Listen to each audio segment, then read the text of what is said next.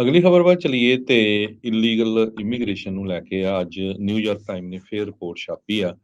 ਜਿਹਦੇ ਵਿੱਚ ਇਹ ਕਿਹਾ ਗਿਆ ਆ ਵੀ ਹੁਣ ਡਿਪਾਰਟਮੈਂਟ ਆਫ ਹੋਮਲੈਂਡ ਸਿਕਿਉਰਿਟੀ ਇਹ ਕਹਿ ਰਹੀ ਆ ਕਿ ਯੂਐਸ ਮਕਸੀਕੋ ਬਾਰਡਰ ਦੇ ਉੱਤੇ ਹਜ਼ਾਰਾਂ ਦੀ ਗਿਣਤੀ ਦੇ ਵਿੱਚ ਮਾਈਗ੍ਰੈਂਟਸ ਨੂੰ ਹੈਂਡਲ ਕਰਨਾ ਸਾਡੇ ਲਈ ਬਹੁਤ ਔਖਾ ਹੈ। ਕਾਰਨ ਕੀ ਆ ਵੀ ਇੱਕਦਮ ਟੈਂਪਰੇਚਰ ਬਹੁਤ ਲੋ ਹੋ ਗਿਆ ਆ ਤੇ ਸਾਡੇ ਕੋਲ ਕਹਿੰਦੇ ਕੰਬਲ ਵਗੈਰਾ ਜਾਂ ਹੋਰ ਸਮਾਨ ਹੈ ਨਹੀਂ।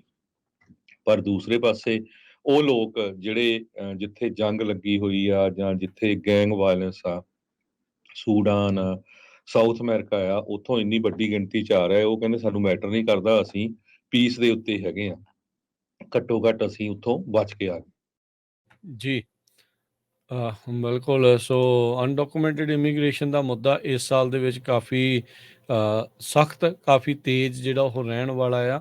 ਤੇ ਜਿੱਦਾਂ ਤੁਸੀਂ ਕਿਹਾ ਵੀ ਠੰਡ ਦਾ ਪ੍ਰਕੋਪ ਵੀ ਜਿਹੜਾ ਉਹ ਚੱਲ ਰਿਹਾ ਆ। ਬਹੁਤ ਸਾਰੇ ਜਿਹੜੇ ਲੋਕ ਆ ਇਹ ਜਿਹੜਾ ਕਾਰਵਾਂ ਆ ਰਿਹਾ ਆ, ਬਹੁਤ ਵੱਡੇ ਜਿਹੜੇ ਲੋਕਾਂ ਦਾ ਇਕੱਠ ਜਿਹੜਾ ਉਹ ਆ ਰਿਹਾ ਆ, ਉਸ ਦੇ ਵਿੱਚ ਇਹ ਕਿਹਾ ਜਾ ਰਿਹਾ ਵੀ ਇਹ ਪਾਵਰਟੀ ਡਰਿਵਨ ਜਿਹੜੀ ਮਾਈਗ੍ਰੇਸ਼ਨ ਆ ਉਹ ਚੱਲ ਰਹੀ ਆ, ਵੀ ਅਮਰੀਕਾ ਦੇ ਵਿੱਚ ਬੈਟਰ ਫਾਈਨੈਂਸ਼ੀਅਲ ਸਿਚੁਏਸ਼ਨ ਦੇ ਕਰਕੇ ਇਹ ਆ ਰਹੇ ਆ। ਇਹਦੇ ਵਿੱਚ ਕੋਈ ਦੋ ਰਾਵਾਂ ਨਹੀਂ, ਇੱਥੇ ਲੋਕਾਂ ਨੂੰ ਜ਼ਿਆਦਾ ਸਹੂਲਤ ਇਸ ਬਾਬਤ ਮਿਲਦੀ ਆ, ਕੰਮਕਾਜ ਵੀ ਜਿਹੜੇ ਉਹ ਜ਼ਿਆਦੇ ਨੇ, ਨੌਕਰੀਆਂ ਵੀ ਜ਼ਿਆਦੀਆਂ ਨੇ, ਪਰ ਅਸਾਈਲਮ ਜਿਹੜਾ ਆ ਉਹ ਪਾਵਰਟੀ ਦੀਆਂ ਗਰਾਊਂਡਸ ਦੇ ਉੱਤੇ ਨਹੀਂ ਮਿਲਦਾ।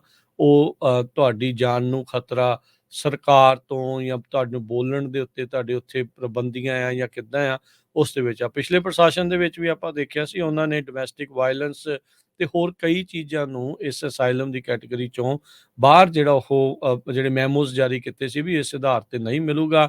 ਪਹਿਲਾਂ ਇਹ ਹੁਣ ਬਾਈਡਨ ਪ੍ਰਸ਼ਾਸਨ ਨੇ ਕਾਫੀ ਖੁੱਲ੍ਹ ਵੀ ਦੇ ਰੱਖੀ, ਢਿੱਲ ਵੀ ਦੇ ਰੱਖੀ, ਤੇ ਹੁਣ ਅਚਾਨਕ ਇਸ ਸਾਲ ਦੇ ਵਿੱਚ ਇਲੈਕਸ਼ਨ ਈਅਰ ਦੇ ਵਿੱਚ ਹੁਣ ਉਹਨਾਂ ਨੂੰ ਸਖਤੀ ਕਰਨ ਦੇ ਲਈ ਵੀ ਮਜਬੂਰ ਜਿਹੜਾ ਉਹ ਹੋਣਾ ਪੈ ਰਿਹਾ ਆ। ਤੇ ਆਪਾਂ ਪਿਛਲੇ ਸਾਲ ਦੇ ਵਿੱਚ ਵੀ ਉਹ ਗੱਲਾਂ ਕੀਤੀਆਂ ਸੀ ਵੀ ਕਿਸ ਤਰੀਕੇ ਦੇ ਨਾਲ ਜਿਹੜੀਆਂ ਰੈੱਡ ਸਟੇਟਸ ਦੀ ਇਹ ਜਿਹੜਾ ਇੱਕ ਤਰੀਕਾ ਸੀ ਜਹਾਜ਼ ਭਰ ਕੇ ਜਾਂ ਬੱਸਾਂ ਭਰ ਕੇ ਜਿਹੜੀਆਂ ਲਿਬਰਲ ਸਟੇਟਸ ਜਾਂ ਲਿਬਰਲ ਸਿਟੀਜ਼ ਦੇ ਵਿੱਚ ਉਹਨਾਂ ਨੂੰ ਪਹੁੰਚਾਉਣਾ, ਉਸ ਦੇ ਕਰਕੇ ਬਾਈਡਨ ਪ੍ਰਸ਼ਾਸਨ ਉੱਤੇ ਵੀ ਖਾਸਾ ਦਬਾਅ ਜਿਹੜਾ ਉਹ ਪੈ ਰਿਹਾ ਹੈਗਾ ਆ, ਕਿਉਂਕਿ ਉਹਨਾਂ ਦੇ ਆਪਣੇ ਮੇਅਰ, ਗਵਰਨਰਸ ਇਸ ਬਾਬਤ ਕੋਈ ਸਖਤ ਕਦਮ ਚੱਕਣ ਨੂੰ ਹੁਣ ਆਪ ਹੀ ਤਹਈਆ ਕਰ ਰਹੇ ਨੇ। ਪਿਛਲੇ ਹਫ਼ਤੇ 10,000 ਤੋਂ ਵੱਧ ਪਰ ਡੇ ਦੇ ਹਿਸਾਬ ਨਾਲ ਲੋਕ ਫੜੇ ਗਏ ਆ ਬਾਰਡਰ ਪੈਟਰੋਲ ਏਜੰਟਸ ਵੱਲੋਂ।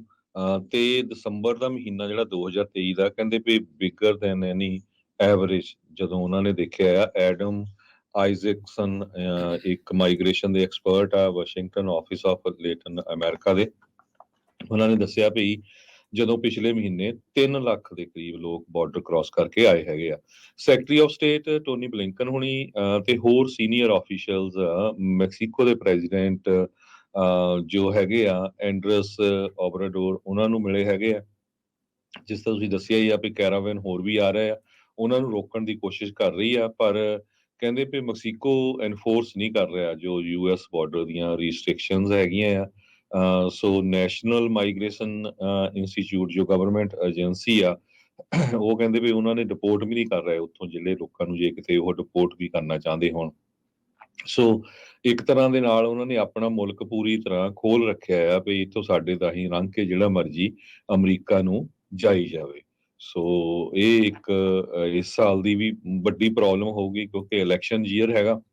ਬਹੁਤ ਸਾਰੇ ਜਿਹੜੇ ਬਾਰਡਰ ਦੇ ਟਾਊਨ ਆ ਜਿੱਥੋਂ ਨਿਕਲਣਾ ਹੁੰਦਾ ਆ, ਜਿੱਥੇ ਫੈਂਸ ਲੱਗੀ ਆ, ਉਹ ਬੰਦ ਵੀ ਕਰ ਦਿੱਤੀ ਗਈ ਸੀ, ਪਰ ਨਵੇਂ ਤੋਂ ਨਵੇਂ ਜਿਹੜੇ ਰਸਤੇ ਆ ਲੱਭ ਕੇ ਲੋਕ ਜਾ ਰਹੇ ਆ। ਬਿਲਕੁਲ ਰਿਮੋਟ ਏਰੀਏ ਦੇ ਵਿੱਚ ਉੱਧਰ ਸਨੋ ਵੀ ਪਈ ਆ, ਠੰਡ ਬਹੁਤ ਜ਼ਿਆਦਾ ਆ। ਗਰਮੀਆਂ 'ਚ ਵੀ ਬਹੁਤ ਸਾਰੇ ਲੋਕ ਲੰਘਦੇ ਮਾਰੇ ਜਾਂਦੇ ਹੈਗੇ ਆ।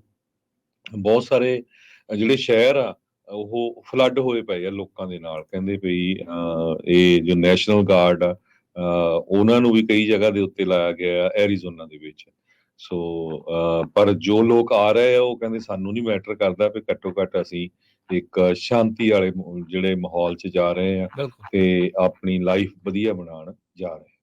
ਕੱਲ ਹਰਜੋਤ ਸਿੰਘ ਜੀ ਕੁਝ ਦਿਨ ਪਹਿਲਾਂ ਇੱਕ ਹੋਰ ਵੀ ਮੁੰਡੇ ਆਪਾਂ ਨੂੰ ਜਿਹੜੇ ਇੱਥੇ ਮਿਲੇ ਆ, ਜਿਹੜੇ ਰੀਸੈਂਟਲੀ ਬਾਰਡਰ ਤੋਂ ਆਏ, ਉਹਨਾਂ ਨੇ ਜਿਹੜਾ ਉਹ ਆਪ ਜਿਹੜਾ ਉਹ ਦੱਸਿਆ, ਕਹਿੰਦੇ ਵੀ ਸੀਬੀਪੀ ਵਾਲਿਆਂ ਦੇ ਹੱਥ ਖੜੇ ਆ, ਉਹ ਉਹਨਾਂ ਕੋਲ ਫੜੇ ਨਹੀਂ ਜਾ ਰਹੇ। ਜਿਹੜੀਆਂ 10,000 ਤੁਸੀਂ ਦੱਸ ਰਹੇ ਆ ਨਾ ਵੀ ਐਵਰੀਡੇ ਇੰਟਰੈਕਸ਼ਨਸ ਜਿਹੜੀਆਂ ਹੋਈਆਂ, ਸਾਰਿਆਂ ਨੂੰ ਫੜਿਆ ਨਹੀਂ ਜਾ ਰਿਹਾ।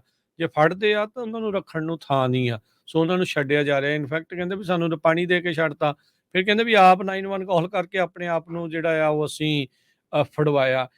ਕਾਫੀ ਕੁਛ ਜਿਹੜਾ ਆ ਉੱਥੇ ਚੇਂਜ ਹੋ ਰਿਹਾ। ਇੱਕ ਪਾਸੇ ਤਾਂ ਇਹ ਆ ਵੀ ਕਹਿੰਦੇ ਵੀ ਸਖਤੀ ਵੱਧ ਰਹੀ ਆ, ਦੂਜੇ ਪਾਸੇ ਇਦਾਂ ਦੀ ਜਿਹੜੀ ਹੱਡ-ਬੀਤੀ ਆ ਉਹ ਲੋਕ ਆਪ ਵੀ ਜਿਹੜਾ ਉਹ ਦੱਸ ਰਹੇ ਨੇ। ਸੋ ਵੀ ਨੈਵਰ ਨੋ ਉੱਥੇ ਕਿੱਦਾਂ ਦੀ ਸਿਚੁਏਸ਼ਨ ਆ, ਕਿੱਦਾਂ ਦੇ ਹਾਲਾਤ ਜਿਹੜੇ ਆ ਉਹ ਚੱਲ ਰਹੇ ਆ। ਪਰ ਇਹ ਡੈਫੀਨੇਟਲੀ ਜ਼ਰੂਰ ਹੈਗਾ ਆ ਹਰਜੋਤ ਸਿੰਘ ਜੀ ਵੀ ਰਿਸਕੀ ਕੰਮ ਜਿਹੜਾ ਉਹ ਬਹੁਤ ਹੁੰਦਾ ਆ, ਤੇ ਕੋਈ ਵੀ ਕਿਸੇ ਨੂੰ ਗੈਰ ਕਾਨੂੰਨੀ ਢੰਗ ਦੇ ਨਾਲ ਅਮਰੀਕਾ 'ਚ ਦਾਖਲ ਹੋਣ ਦੀ ਜਿਹੜੀ ਸਲਾਹ ਆ ਉਹ ਨਹੀਂ ਦਿੰਦਾ ਹੈਗਾ। ਜੇ ਤੁਹਾਡਾ ਅਸਾਈਲਮ ਦਾ ਕੇਸ ਲੱਗਦਾ ਹੈ ਤੇ ਉੱਥੇ ਜਾ ਕੇ ਤੁਸੀਂ ਜੇ ਬਾਰਡਰ ਤੱਕ ਪਹੁੰਚੇ ਹੈਗੇ ਆ ਤਾਂ ਤੁਸੀਂ ਆ ਕੇ ਉੱਥੇ ਸੀਬੀਪੀ ਦੇ ਜਿਹੜੇ ਏਜੰਟਸ ਹੁੰਦੇ ਆ, ਬਾਰਡਰ ਪੈਟਰੋਲ ਵਾਲੇ ਆ, ਉਹਨਾਂ ਨੂੰ ਆਪਣੀ ਦਰਖਾਸਤ ਜਿਹੜੀ ਉਹ ਤੁਸੀਂ ਲਗਾ ਸਕਦੇ ਹੁੰਦੇ ਆ। ਤੇ ਉਹ ਉਹਨਾਂ ਦਾ ਹੁਣ ਟ੍ਰਾਂਜ਼ਿਟ ਬੈਨ ਤੇ ਹੋਰ ਕਈ ਕੁਛ ਜਿਹੜਾ ਉਹ ਨਾਲ ਚੱਲ ਰਿਹਾ ਆ। ਪਰ ਇਹ ਦਬਾਅ, ਪ੍ਰੈਸ਼ਰ ਇਸ ਇਸ਼ੂ ਨੂੰ ਲੈ ਕੇ ਪੂਰੇ ਮੁਲਕ ਭਰ ਵਿੱਚ ਗੱਲਾਂ ਤਾਂ ਜਿਹੜੀਆਂ ਹੋ ਹੀ ਰਹੀਆਂ ਆ, ਪਰ ਨਾਲ ਦੇ ਨਾਲ ਬਾਈਡਨ ਪ੍ਰਸ਼ਾਸਨ ਉੱਤੇ ਖਾਸਾ ਦਬਾਅ ਵੀ ਇਹਨਾਂ ਸਾਰੀਆਂ ਚੀਜ਼ਾਂ ਕਰਕੇ ਬਣਿਆ ਪਿਆ ਹੈਗਾ ਆ।